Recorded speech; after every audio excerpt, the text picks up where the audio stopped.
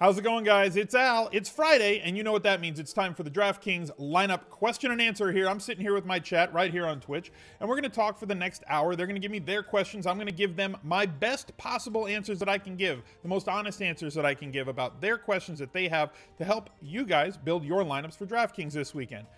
If you like the content that I put out on this channel, I would greatly appreciate you dropping a subscribe on the channel, clicking that notifications bell so you can be notified every single time I come out with new NFL information, new NFL videos, and NBA videos are going to start coming out next week with NBA season starting. So be sure to jump on the train, click subscribe, click that notifications bell. And if you would, let's see, just to test, let's see if we can get 1,250 likes on this video before kickoff on Sunday.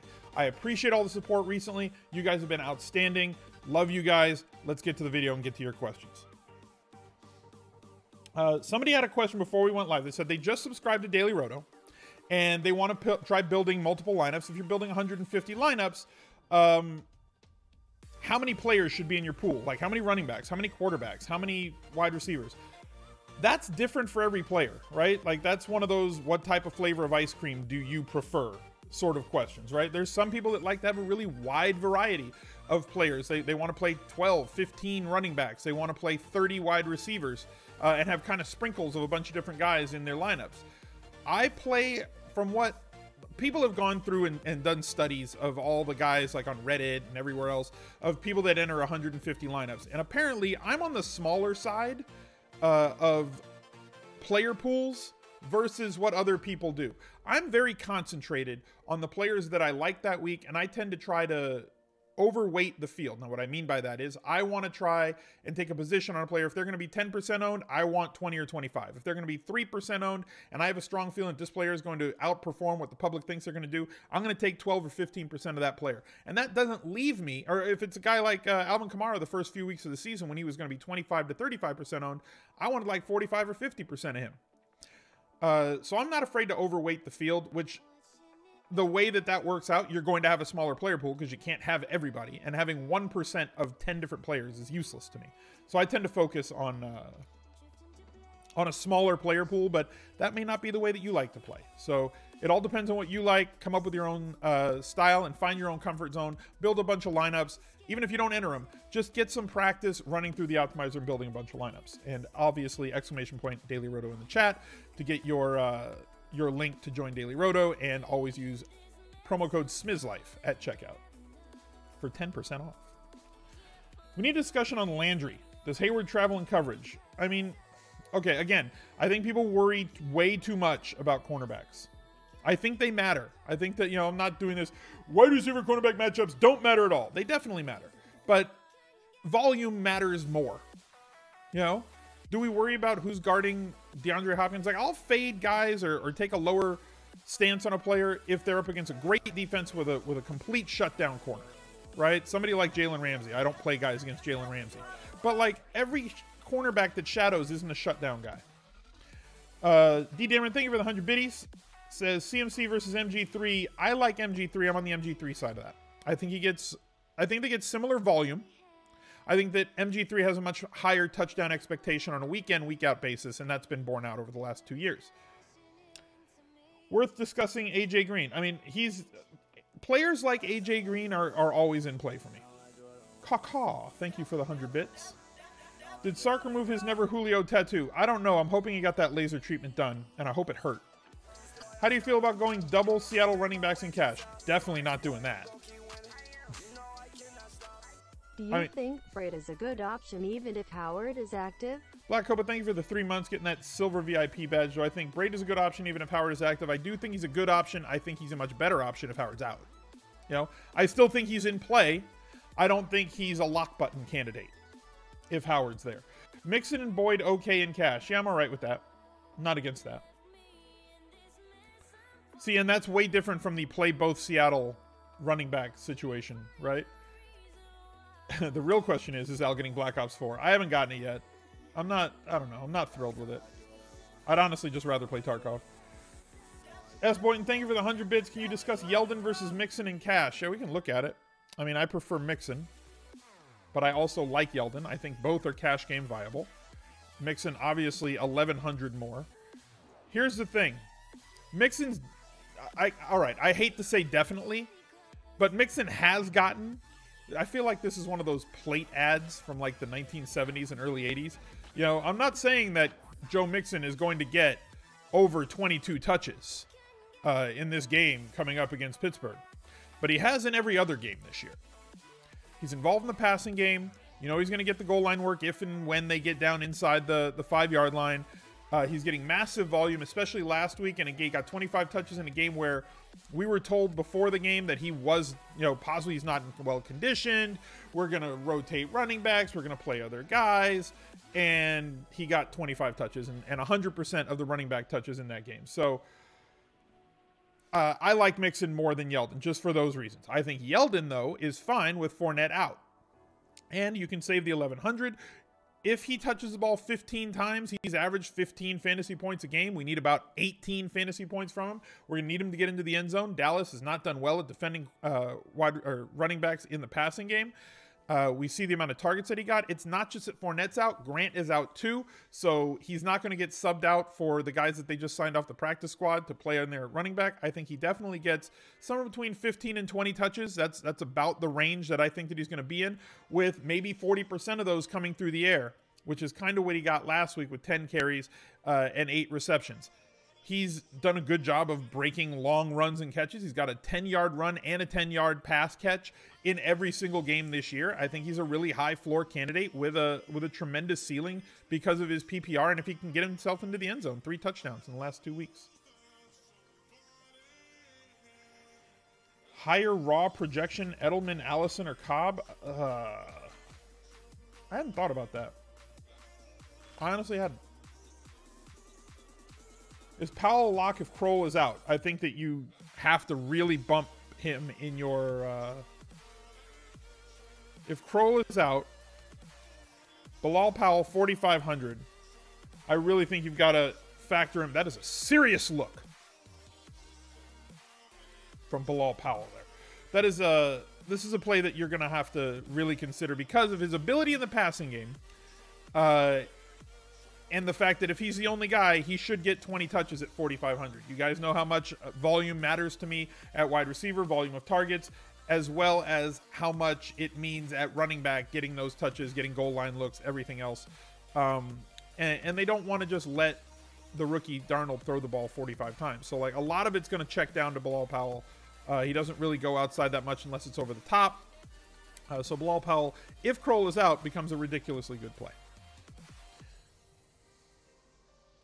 Chester Rogers in cash looks good this week. Yeah. I'm fine with it. The only way he gets a ceiling, though, is if he scores a touchdown. But his floor looks very, very, very palatable in cash unless something else opens up. Look, every single player on Washington is questionable except for Jordan Reed. When is the... If that was a prop bet, it would have paid like plus 25,000, right? If 1 week this season, every pass catcher on Washington, every starting player on Washington would be questionable. Peterson questionable. The other running back questionable. Thompson. Hold on. Let's go here. Let's look. Check this out. After today, Washington. Crowder questionable. Richardson questionable. Doxson questionable. Running backs. Thompson questionable. Peterson questionable. It could be KAPRI BIBBS week. We won't know till Sunday morning, so be sure to tune in on Sunday morning to the Anti-Tinkercast right on twitch.tv/Al_Smizzle. The link is down below. Click show more on the description. You'll find the link to the stream. Join us there on Sunday morning. I'm live for the last 45 minutes up until kickoff, and it can be hectic. We're in a holding pattern. KAPRI BIBBS would be my X factor if both Chris Thompson and Adrian Peterson, a.k.a. Wolverine, can't go in this game. I'm expecting Peterson to be able to go, but everybody's listed as a game time decision. We'll know an hour and a half before lock, right? We know that for sure. So we'll know who's going to go and who's not. But if BIBBS is available at 3K, all bets are off the table. Same thing here at wide receiver. Harris played a bunch last week, had 8 targets. If 2 of these wide receivers miss this week, and they might, all of a sudden, Maurice Harris, not a great wide receiver, but you give me 8 targets for 3K and I'm in. Right? It opens up literally everything else for you on the slate if those guys can't go. So we're in a holding pattern on the Washington team. We have to know who's there. I prefer probably that value to Chester Rogers, although I don't hate Chester Rogers if those guys are there, but it's a similar situation to last week's late opening up value. Thoughts on the London game travel effects players? I don't know if there's anything. I think that's more of a narrative. I don't think that there's anything that we can look at research-wise and say it'll affect this team versus that team. They're just going to do what they do. I wouldn't be shocked if they stay on their normal schedule, you know, just to have game time come at the same time. Thoughts on Goff and Cash? He's not bad at 6,000. He really isn't. I know I missed a sub or two. Middleman, thank you for the Twitch Prime. Dolo20, thank you for the Twitch Prime as well. I didn't mean to miss you guys. I'm a bad streamer and trying to answer as many questions as I can get to in this hour. Got to play Hunter Hearst because of Triple H? No, he's Double H. Double H. Hunter Hearst. How come Triple H said after like he paused every like 2 or 3 syllables and said I am the game. Powerbait, thank you for the 200 biddies. Is Nyheim Hines cash game viable for me? I think he's more of a tournament play for me because Mac is back. So with Mac out, he was getting carries. He was getting massive volume in the pass game. I still think he gets really good volume in the pass game with everybody that's out. I don't think you have that floor of rushing attempts. I think Mac is going to take the goal line away from him a little bit. I think that all those things are going to there. I think he's a better tournament play than a cash game play with all the other guys that we have. As I said, in cash, in head-to-heads, I want 70 touches combined. And I don't think that that Nyheim Hines has a path to 20 touches this week. Am I off Thielen like I said in the pod? I haven't decided, but like, I definitely think that this is could be a letdown spot, and there's a lot of other wide receivers that I'd play above him, right? So like, Thielen's been outstanding, and I absolutely love Adam Thielen. I've played him as much as I could, and I wish I had played him more over the past, 5 weeks. That being said, he was 69, 71. He went down to 65 because it was against the Rams on Thursday night, even though everybody was out that game. So he was priced down based on the matchup, even though there was injuries. Then back up to 77. Now he's all the way up to 85. As players continue to do well, game log watchers tend to flock to that player. So the more weeks they do better, the higher their percentage goes on that player. Usually also, the better that player does, the salary goes up. So as both of those things happen, those are bad things for you as a tournament player. You have to spend more of your salary dollars on this player, so he's less likely to smash value. And he's also going to have more people on him in total. I think he still gets good volume in this game. I think he's high priced. I don't know what percentage of the field is going to have of him yet. I haven't done that research yet. I haven't figured that out. I don't think it's going to be super high. I don't think he's going to have like 30% or anything like that. I think maybe he'll have 12 to 15%. So if you want to match the field on him, I'm okay with that. I just think that this could be a letdown spot based on all those things that we've seen. And a letdown spot for Thielen could mean like 16 fantasy points, right? We have to kind of wrap our heads around that. That he's still going to get volume. He's still going to get the, 8 to 12 targets. And he catches a ton of them. But like, let's say he catches 6 balls for 70 yards and no touchdown. It's 13 fantasy points, right? And it's most certainly in play. Things go differently. They get a massive lead in this game. Arizona plays very slow. Arizona very susceptible to the ground game. If they get a lead and just start pounding, I can see these wide receivers not reaching value this week for Minnesota. It's a game theory play for me. It's not one that I'm always comfortable with making those calls or doing those things, but you have to be able to make them. And if I'm wrong, I'm wrong. Daily Road hasn't projected at 20% on. Okay, that's fair. What did I say, 10 to 15? All right, so 15 to 20, whatever. KEKE, do I love him? I think he's good. Juju a cash game play? No, not for me this week. What do I need for a player to hit value on FD for cash? Like you're looking at... You kind of want like 120 over there. If you get like 120 points... you'll cash more, you'll win more of your head-to-heads than you'll lose. You'll be profitable that week unless it's a crazy week where all the chalk goes off. So what, 2x for cash, 3x for tournaments? You need 180 to 200 to win a tournament. Thoughts on going Mixon, Zeke, Yeldon, and cash? I'm not against that. Thank you for the 100 bits, Brandon. CGV with the 300 bits. Bills versus Dallas is a cheap defense. I don't know. The Bills aren't as bad as people think, and you saw how much, you know, Houston let Dallas get to their quarterback. 2,200, yeah, I'm okay with a punt there. Also, you'd be picking on... I wish that my stat was still here. Like when Blake Bortles had more pick sixes than wins, that stat is dead forever probably, but like that was a fun stat while it lasted. I mean, I think I prefer the Cowboys just because they're at home. If you're going to go for like a YOLO GPP defense, I'd prefer the Cowboys to the Bills on the road. Thoughts on Arizona, D? I'm not in. I think they get trounced this week. Zeke getting 22 to 23 touches for 7K. Yeah, but are they going to be... I know he's popping in a lot of people's projection systems, right? He is. He got 27 touches last week. He had 15 points, right? Now he's facing a much better defense, right? It's possible he could replicate this and just not be at all like Detroit has not been good at stopping the run. Seattle not good at stopping anything. I want him in tournaments. I don't know that I want him in my cash game because I think there's a lot of variance when you play Jacksonville. That's my issue, right? And I think there are other plays in that range, Mixon 500 more, Yeldon 600 less, that I think have as good a floor of both touches and expectation and scoring and everything else than does Zeke Elliott. I'm going to have him in tournaments. I don't think I want him in my cash game lineup this week. Kupp versus Boyd. It depends on Kupp's health. He practiced today, so he looks like he's going to go. We'll find out for sure on Sunday morning, right? Denver snow game. It always depends how much snow. Like a dusting. Like at this point in the year, snow ain't going to stick, right? Like it could be cold. Cold weather is not going to do much. Army of 100, thank you for the 100 bits. Says, just landed in Vegas. Congratulations. Watch the Money Show. Al making fun of my car pick. I'll get a good one this Sunday. Hey, man, I didn't make fun of it.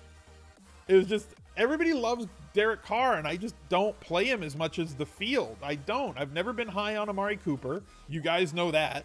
For the last 3 years, I've never been really high on him because, yeah, he has big weeks, but good luck predicting which ones.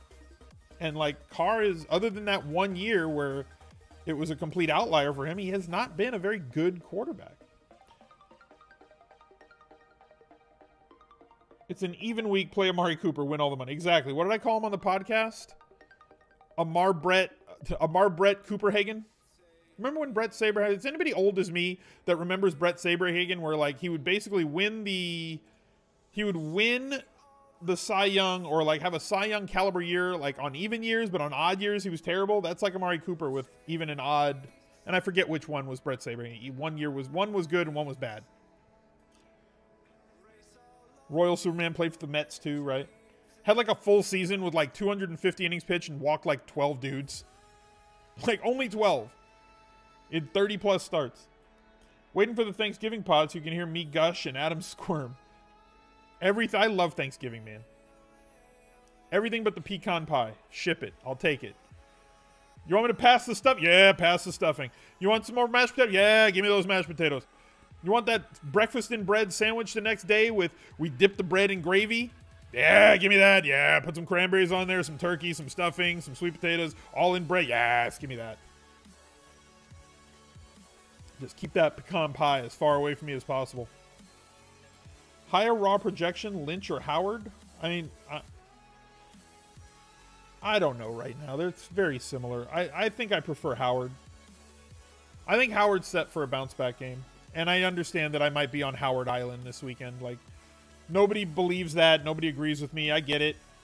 Why no love for Sanu and Cash? Same thing happened last week. I just don't love Sanu. I never have. He's like, you ever get a mental block? Like, we're all victim to our biases, right? Pumpkin pie? Yeah, I'm okay with pumpkin pie. You know, we're friends, me and pumpkin pie. I've just never been totally thrilled with playing Mohamed Sanu. And his price has come up massively, right? His price is up 20% from where it was last week. You want to pay the 20% increase on Mohamed Sanu as opposed to paying for him at 3,600. I get it. He's a punt. Playing him at 4,000. I get it. He's at the borderline of being a punt to just a regular value play. He's not any of those things anymore, right? And look where he's priced. He's priced here.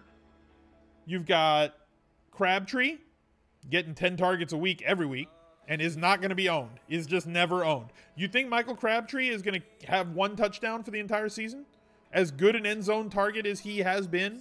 As good at contested catches as he is and has always been in his career? No. So that touchdown is that touchdown equity is going to rise, especially with this much usage. Right now, yeah, they do spread the usage around the goal line, but that's one thing that's going to rise. Anderson, if you want the deep threat, sure. Rodgers with a massive floor. KEKE, COUTEE, seeing a ton of targets recently. Callaway with Higgins out. Adam touched on him on the Edge Pod this week. There's a lot of guys in that range that are lower priced than Mohamed Sanu. Yes, I know that Sanu's in a great matchup this week. You know, I'm not against him. Probably not going to have him in cash. I'm fine with him in tournaments. Baker Mayfield thoughts. Love Baker Mayfield. Don't know if I love him like this week, but I love watching the kid play. Any Cook interest in GPPs? Yeah, GPP I'm fine with him. Cash games is where I don't want him. Again, something we talked about on the podcast, right? Like, he's gotten really good volume of targets in 2 games this year, and he's been Jared Cook in the other 3 games. I just don't think that the Raiders are going to give anybody consistent volume on a week-in, week-out basis. It's not Lynch. And even him, it might go the other way. Is Niles Paul in cash dumb? I have not decided. I think it might be a little fancy play syndrome, but if he's the only guy there, don't hate it. Jameis bad chalk? I hope not. I like Jameis this week. He's literally my cover boy for everything this week. And it's a quarterback. So, like, unless a quarterback has, like, 6 fantasy points, like, if Jameis has 17 points, do you think that's bad? Like, chat, answer. Please. Like, that one was not... I want an answer for that one. If you play Jameis Winston, and he ends the day with 17 or 18 fantasy points, right? And you fit the 2 running backs you want, the 3 wide receivers, the tight end, the flex, you get everything else you want in the lineup because you paid $5,800 for him. Are you mad that he scored 17, 18 points? Do you feel like, man, Jameis killed me? No. So, like, for a quarterback to kill you, they need to have, like, 5, 6, 8. I don't know. Like, for him to have that many points, the Bucs are going to have to score 13 points, you know, in a game they're expected to score double that. Keenan Allen breakout game, interesting. 20 is your minimum that you're okay with? Like, okay, so is 18 that much different from 20? Right? Like, if your quarterback scores you 18 points, you're like, damn, I needed 20 out of him. You know, 150 plus is what gets you usually profitable on DraftKings and head-to-head games in 50-50. So, like, if you have 148, like, oh, man, my whole week's ruined. I had 148. Turnovers concern me about Jameis. Turnovers don't hurt that much. Like, let's be honest. They really don't hurt that much in terms of fantasy. It's even better if they get returned for a pick 6. Right? Your guy gets the ball back. Now they're losing, and they got, you know, they get the ball back so he gets right back on the field, which is what you want. They're probably losing if he threw a pick 6, which means they have to throw more. Also good for you. Early turnovers are great. Exactly. As long as they quickly turn into touchdowns. Thoughts on DFJ versus Coleman for DK Cash? Well, we got the news before that Devonta Freeman is out, right? So this is something that just opened up. I'm still worried about Ito, right? Judge Ito is stealing everything. Let's just go to this game. So Freeman's out. Coleman's in. Ito's 3,100. I kind of want some Ito in tournaments. Not a lot. Not a lot. Not a lot. Not a game. Practice. Kind of want to sprinkle a Ito, maybe like 2, 3, 4% in tournaments for me if no other super duper value opens up. But Coleman, this is what he did in the games without 2, 3, 4, those weeks right here. This is what you're getting at 5,400. Okay? He needs what, 15 to reach value in cash?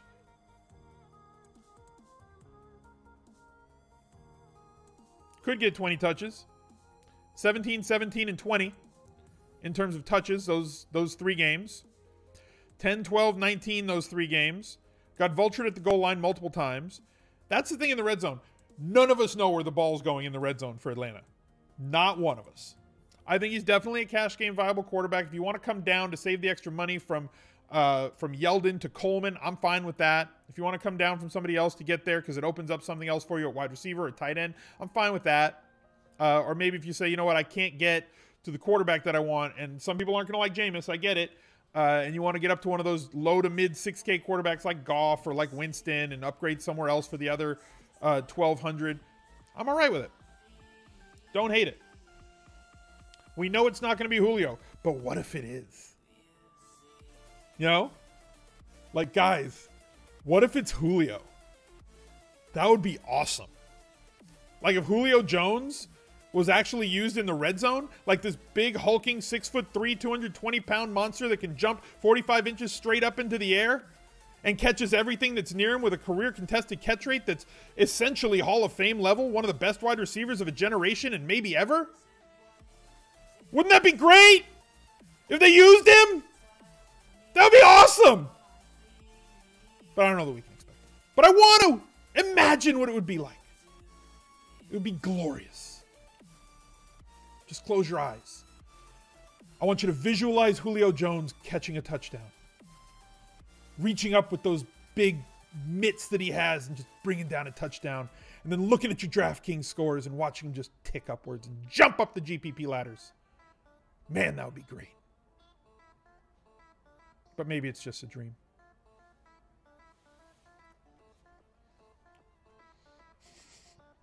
John Brown, cash game viable with all these targets. Definitely so. I'll give you a sneak peek. I wrote him up in Best Buys this week. He's one of the wide receivers I wrote up in Best Buys. By the way, read Best Buys. It's on a little website. You might have heard of it. Called ESPN. Go to Google. Type Best Buys Week 6. My article will be the first thing that pops up on the Google machine. You can read all the things. Carson is flex. Okay, I've had a few questions off air and also so far that we've gotten here on the Seattle running back situation. Why do y'all want to play these guys?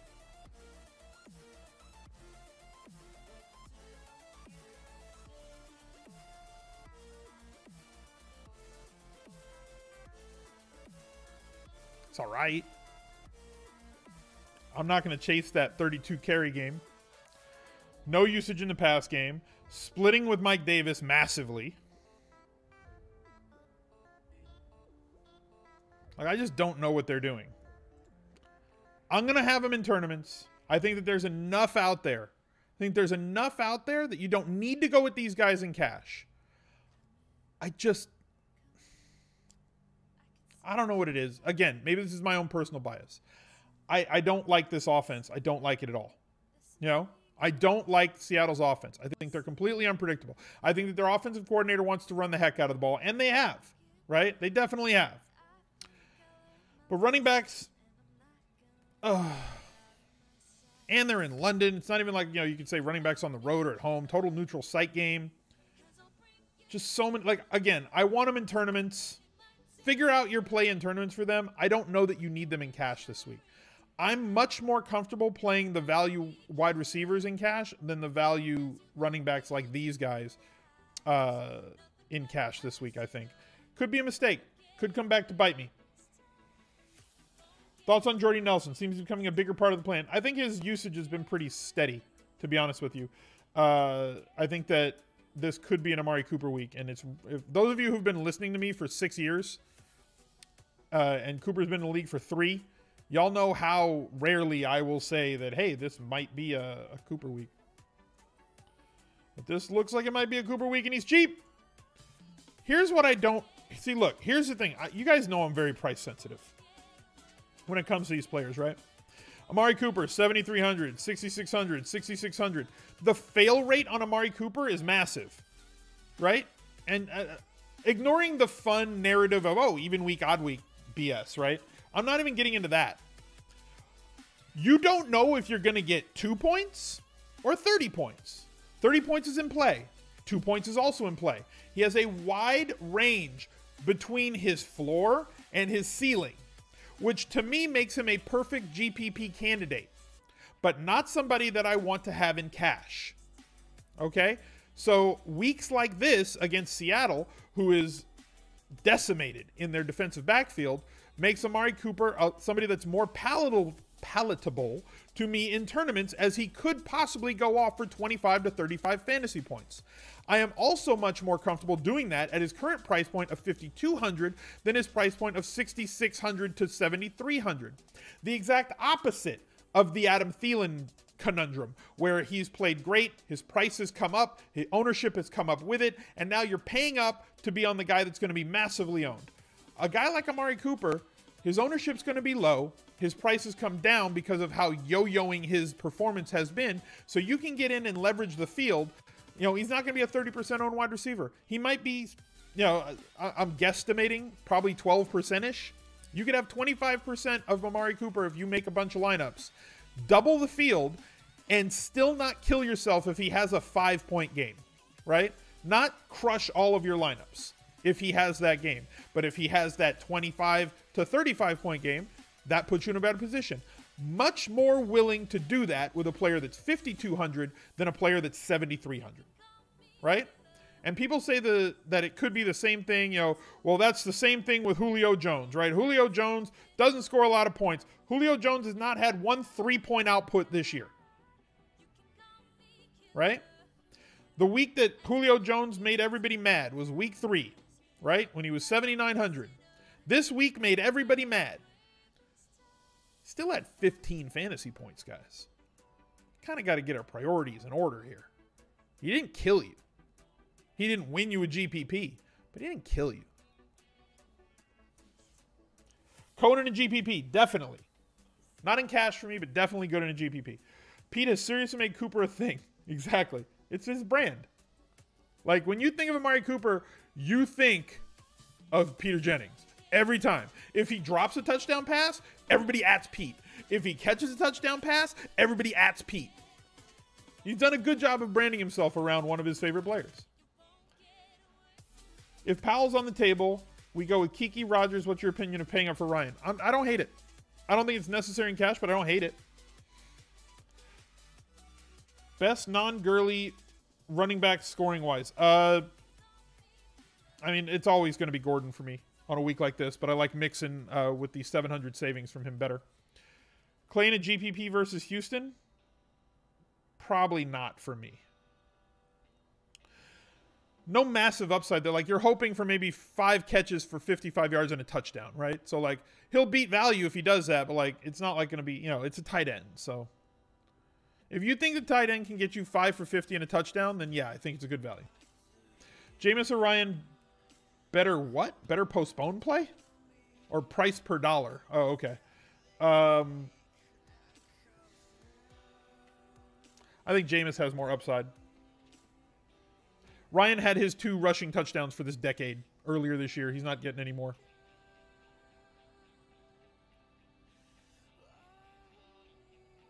Everyone go tweet out that Al is an Amari Cooper lover. Nobody will believe you. Tweet it out all you want.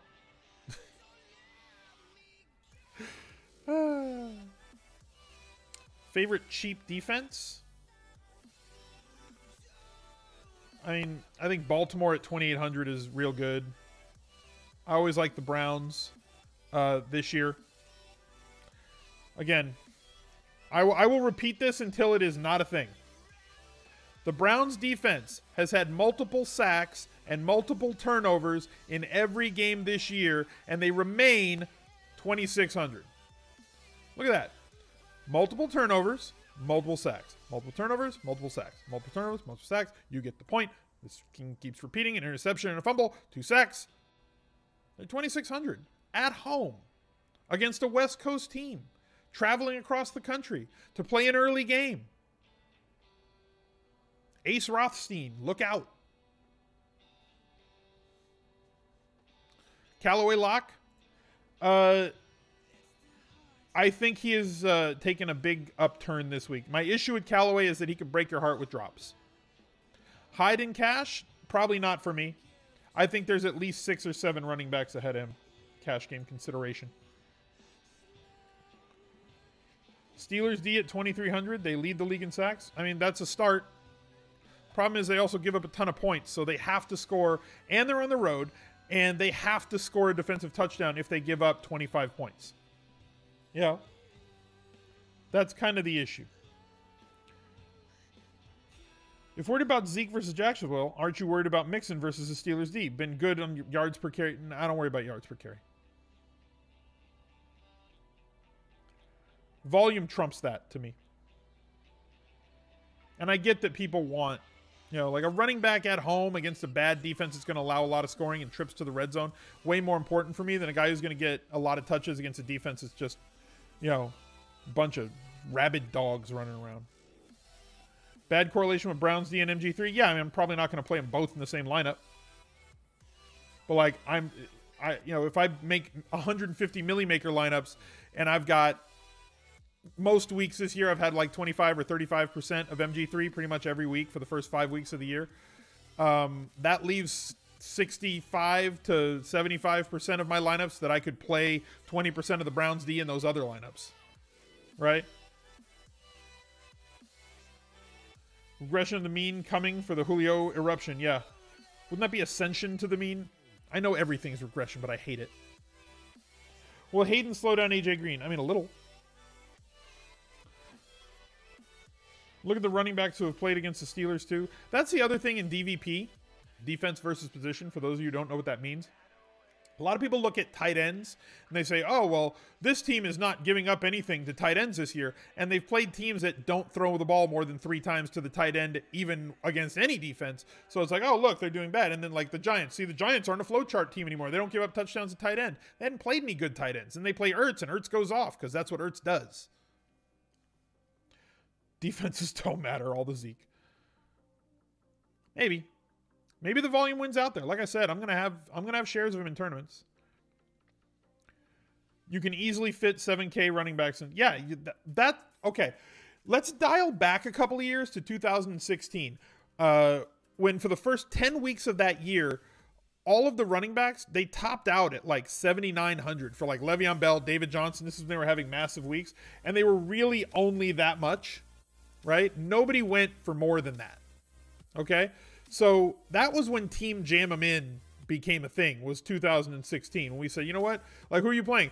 I'm playing the 3 guys that are going to get me 30 touches because I can fit them all. I can fit Le'Veon Bell, I can fit MG3, and I can fit David Johnson. Right? I can get all those guys in my lineup and still have enough to get like a Julio Jones or an Antonio Brown, and then fit in a couple of value guys, a sub 6K quarterback, a 3K tight end-ish in that range. And it was very easy to do. Yeah, I did love 2006. It was my best fantasy year ever. So, but that was the reason for it. Was because you could just stuff all these really high volume plays in your lineup and everybody else didn't.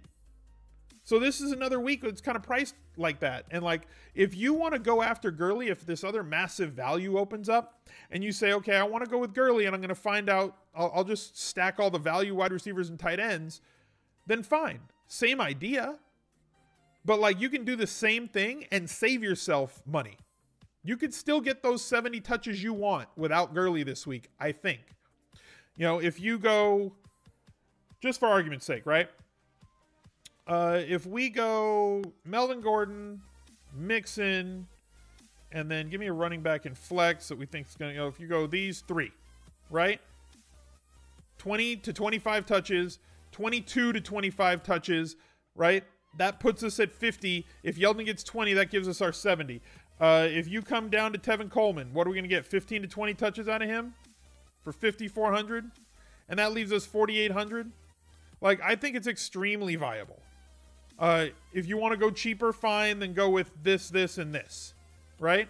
And that leaves you 300 more per player, right? Like, it's not difficult this week to get all the guys,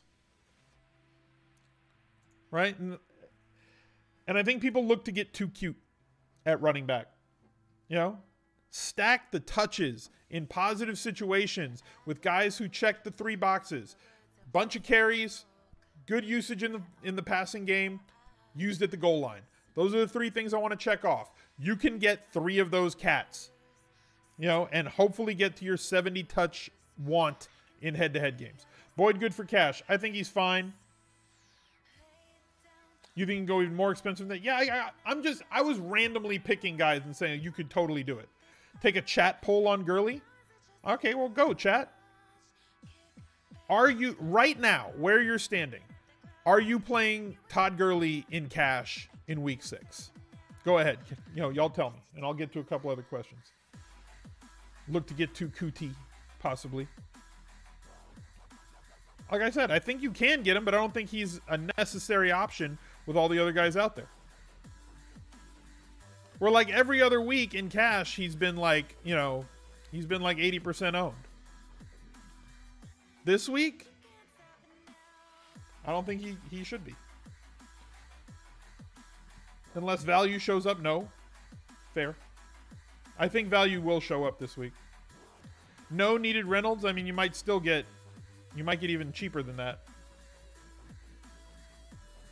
Yeah, FD is cheaper. And FD is not as tight as DK this week. Bibbs and you're locking Gurley. Good. So it looked like it was maybe 60% no, 40% yes in that range. Is there an MVS this week? You don't see it? I mean, you never see that until Sunday morning when inactives come out. We talked about a couple earlier in the broadcast. Washington right now is the team that's got us completely up in the air because literally everybody is questionable except for Jordan Reed. The most fragile player on their roster, clean bill of health. Everybody else, though, big old red Q. BILAL Powell, yeah, he's another value guy that opens up. Bibbs, Morris, there's a bunch of possible value guys.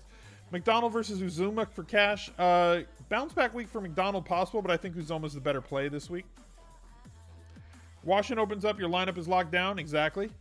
Reed has to get 12 targets. I mean, with nobody else there, but like last week they kind of didn't do that, right? They ran out Vernon Davis on a bunch of routes too. He got 3 targets, and Jordan Reed, who has really been playing like 60% of snaps, got 2 targets.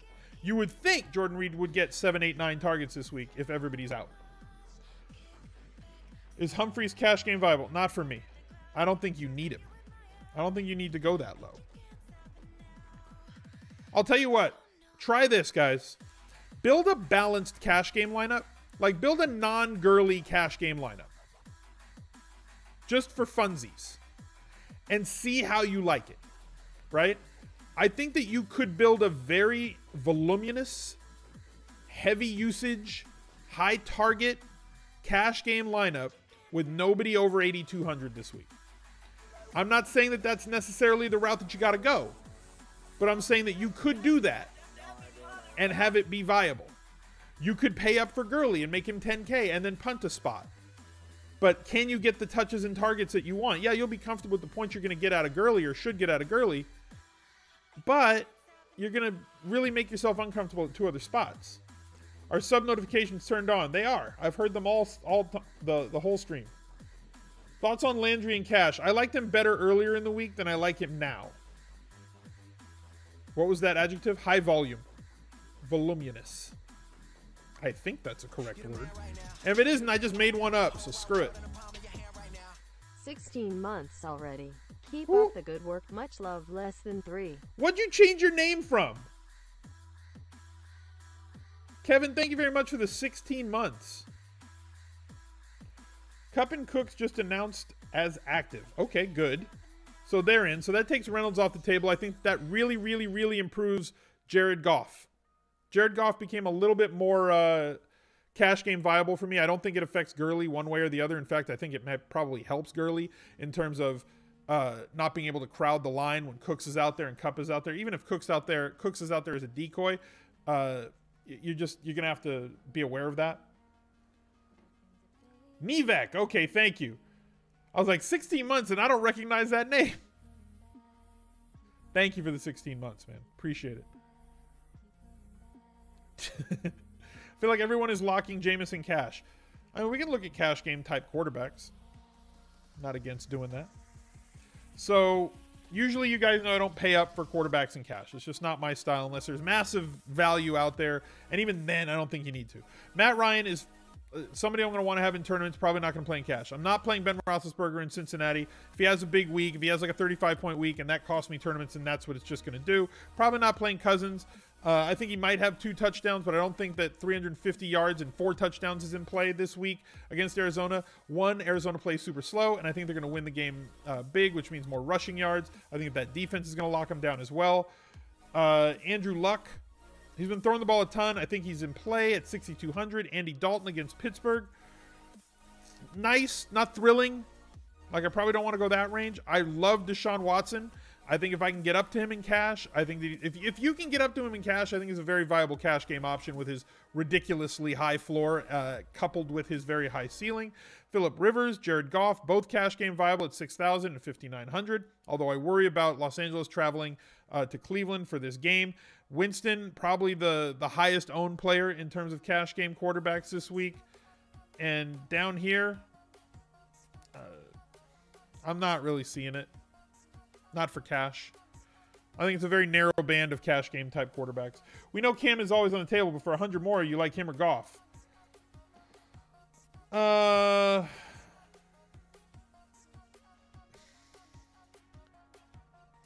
think I like Goff more this week, but I'm not fading Newton in tournaments.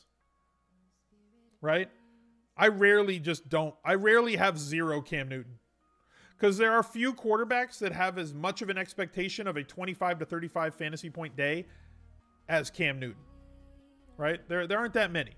There's guys that will do that. But I'm talking about the percent expectation that it happens on a week in, week out basis. Cam Newton, Deshaun Watson, those players have a higher expectation of 30 fantasy points. And then the last 2 years, Russ Wilson was in that group as well. I just don't fade those guys in tournaments. I don't. Because they can have massive weeks. And like the way that I play quarterbacks across tournament lineups, I mean, with 150 lineups, I'll play like 6 to 8 quarterbacks. And I'll have like 10% minimum of all of them. So it's like 15 lineups with that guy. And if I have 15 lineups with a quarterback that has 35 points, I have a shot to win. Do I ever fade into my cash game locks in your GPP lineups? No. I focus on my core. If my core goes off, I win a lot of money. I don't overthink things. I'm not smart enough to do that. Chocolate or vanilla? Literally. Yep. Fair that Washington team can't move the ball. I expect the Panthers to have the ball, like, what? Have 30 minutes? They would have it more than 30 minutes if Washington can't move it. Watson's ribs scare you at all? If he's playing, I think he's fine. They got some really good drugs in the NFL. They have some real good drugs to make these guys not feel pain on game day. Mixon or Connor? I prefer Mixon, but Connor definitely in play. I would prefer Mixon, though. MG3 and John Brown or DFJ Julio for DK Cash. Man, that's tough.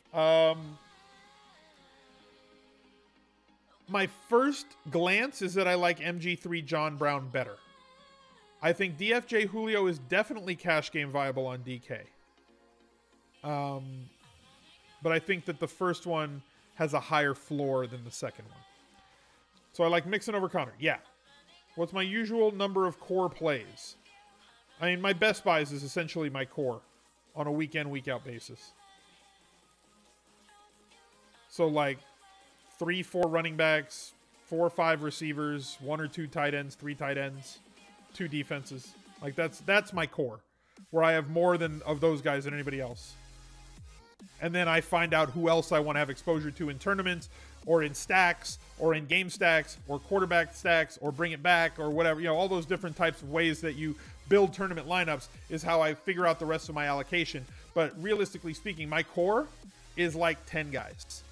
And I try to have a lot of those guys so there's massive overlap on all those players throughout all my lineups so that if my core goes off, all of my lineups just rise. And then if I hit on a big stack that like there's quarterback has 4 touchdowns and 3 of them go to the receivers that I stack with them and one guy coming back maybe has a touchdown on 100 yards, that's when you win. That's when you win a lot of money. 6K higher raw projection. Lynchard. Okay, Roto JB, you gotta subscribe to like Daily Roto, dude. Just look at a projection system that you trust, and that's the one that you're gonna like. You know. Mitch Trubisky fan, thank you for the Twitch Prime sub. Like, I'm not getting after you, RotoJB. Like, you've literally asked like 7 raw projection questions. Lynch or somebody. Like, I know it's like you really want to play Lynch this week. So just play Lynch, man. You've asked Lynch versus 6 other players so far. Tyler Boyd or D Jackson? Tyler Boyd for cash. I think D Jackson is more of a tournament play for me this week. When are we looking in cash? Where are we looking in cash? What? Where? If Howard plays? Who Howard? Bears Howard? Braid is the minimum. I think aren't tight ends lower than 4,500 there? But like he's cheap. Like he's free there. Oh, OJ Howard. It kind of depends. I didn't understand that you were talking about tight end. I was thinking about Jordan Howard. Njoku with his usage, still very good, right? Pretty much every week except for the Jets, he had 7 targets in every game, right? And 11 last week. We know he's been on the field 85% of the time, pretty much all the time. We know that Baker Mayfield used him in the red zone a lot during the preseason. I still think that that's coming. There's no way that this massive athlete is going to get no touchdowns by the end of the year. In a game where they should score a few points. I'm fine with Braid at 3,700. Or sorry, with Njoku at 38 if you're gonna get off of Braid. I know a lot of people really want to play Hooper after his explosion last week, but this is more what Hooper is going to do on a week in, week out basis as opposed to this. Don't expect double-digit targets out of Austin Hooper. Just don't. You know, I don't know how else to put that. Just don't. Cedro Zoma, very, very, very low volume player. He has to score a touchdown for you to reach value this week. Like, I don't think he's that great a play. I get that he's okay, but I don't think he's as good as a lot of people are trying to make him out to be. So, kind of a narrow band of tight ends for me. Eric Ebron, probably the best one with the volume that he's seen and with everybody still out. The volume that he's seen with Doyle out is one thing. Now Hilton's out too, and, you know, like, he's the guy in the passing game. He's the guy. How's it going, King?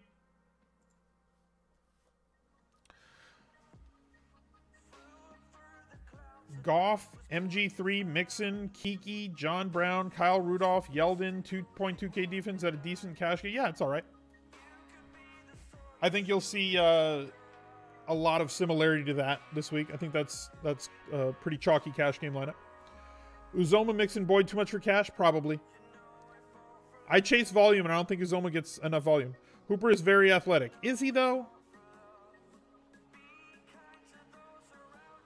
McCaffrey versus MG3. Give me MG3 this week.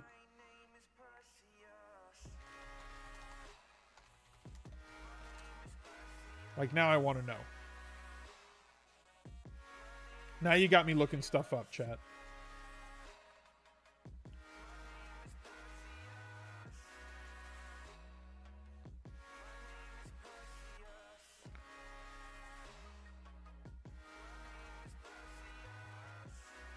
He's decently athletic.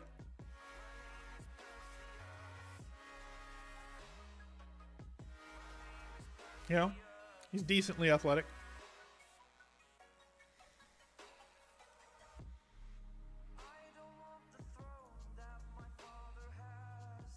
Will it bring him up? Will it bring up Vance McDonald, who it says is his comp?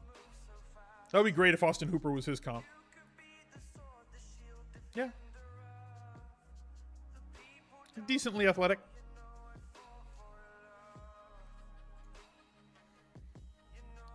Fuller Hopkins cleared for Sunday. Watson still questionable. I think Watson goes. If he doesn't go, then he doesn't go. Jacksonville preferred tight end? Don't really have one. I don't know what they're doing there. I mean, O'Shaughnessy's been the guy who's filled in a ton. But it could be somebody else. So I have a strong preference between KEKE and Chester. KEKE is obviously the higher ceiling play. Chester the better floor play. Double-digit targets in both games since T.Y.'s been out. KEKE, Cooper, John Brown. I'm all right with that. Gates for old time's sake. Brown's on the flow chart. Hey, man. If there's a week to play Antonio Gates, get that old man in your lineup against the Browns D, right? New Browns off the flow chart, please. I mean, that was what I talked about earlier this week. There's been no... The flow chart team is Atlanta versus running backs. That's been the flow chart team this year. Is Atlanta playing? Does the team that they're playing have a running back who is active? Play that guy, win money. This is the first week that I don't know if I can play a running back going up against Atlanta. This is a 1 week. Old Angry Gamer, thank you for the 200 bits. I don't know. I mean, Hooper has good lean. I like that better in a better offense than Njoku. I mean, he's in a better offense. He's nowhere near the athlete that Njoku is. You know? And Njoku, except for the one game, has basically doubled his targets. Right? Except for the one game where he had 12 targets and Njoku had 11. Njoku's had essentially 7 targets in every game, and Hooper's had average 3.5. So I'll take the volume guy. Any reason why I've cooled on Landry? Just roster build. I'll still have him in tournaments. I mean, for cash game build. Like, I don't know if he's in my cash game build anymore.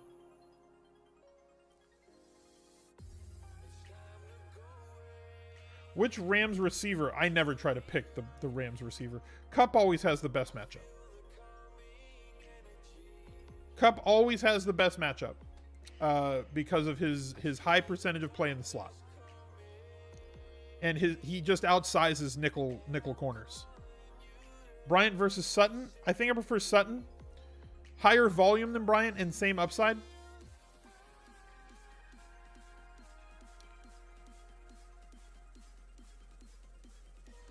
Yeah, he goes up against Harris, and he has a massive size advantage against Chris Harris.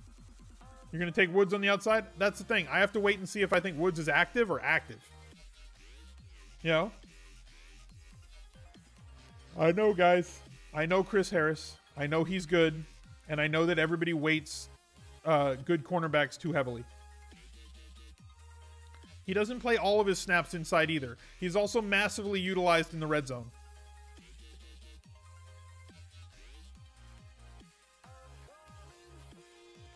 Tevin Coleman, DFJ, and Dalvin Cook for flex. I probably don't want Cook. Probably don't want Cook there. Right now, it's probably Coleman and then David Johnson. Chat's going crazy about a cornerback.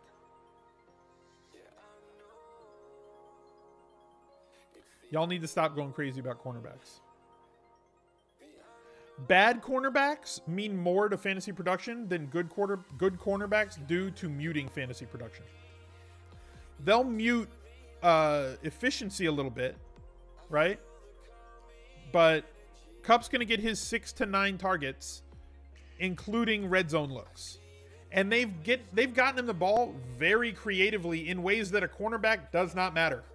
Where they run that play where they send him in motion, kind of like a jet sweep, but out of shotgun, where they pitch it to him, snap, pitch, and he gets the ball on a jet sweep run. That counts as a catch, y'all. And there's no cornerback in the league stopping it. And they run it 4 times a game. Whether or not they pitch it to him is another story. But, like, they're in position for that. And the Rams and the Chiefs, a lot of OCs try to do this, but nobody better than the Rams and the Chiefs. And possibly because of the weapons that they have, right? They run more things early in a game to set up something later. It's like a poker player that's going to be at the same table with the same dudes for 6 hours. You'll make a play in hour 1 or hour 2 to set up a play in hour 4 or hour 5. They're doing that. The Rams and the Chiefs are setting up plays, running things out of certain looks and certain formations with certain packages and personnel in quarter 1 to see how the defense is going to react. And they'll run it once or twice to see if they react the same way every time. And then they'll come back with that play 2 quarters later and figure out what did the defense do and what's going to be open that next time we run it. And they will hammer that thing the next time they run it. And they've been very successful doing it. Ravens D Cooper or Cowboys D Doug Butler. The first one. Give me Ravens D and Cooper. I think that's the better play there. Thielen, John Brown, or Diggs, Fuller? Thielen, Brown. Is Barber bad chalk again against... I don't know what to do with the Tampa Bay running backs, guys. I wish I had better... I wish I had a better idea. But there's too many of them. And I don't know where the usage is going to go right now. And it's Friday. Maybe on Sunday morning in the Anti-Tinkercast I'll have a better idea. But That's going to do it for this show. Thank you guys for hanging out for an hour. I appreciate it. If you've made it to this point in the show, you are an American hero, and I appreciate you. Maybe you're a Canadian hero. Maybe you like mooses. Thank you for being here. Smash that like button. We want over 1,250 likes on this video. If you haven't already, and 60% of you have not, subscribe button is right there. Here's another video for you to check out from this week, and I'll catch up to you Sunday morning on Twitch. Links down below. Bye, everybody.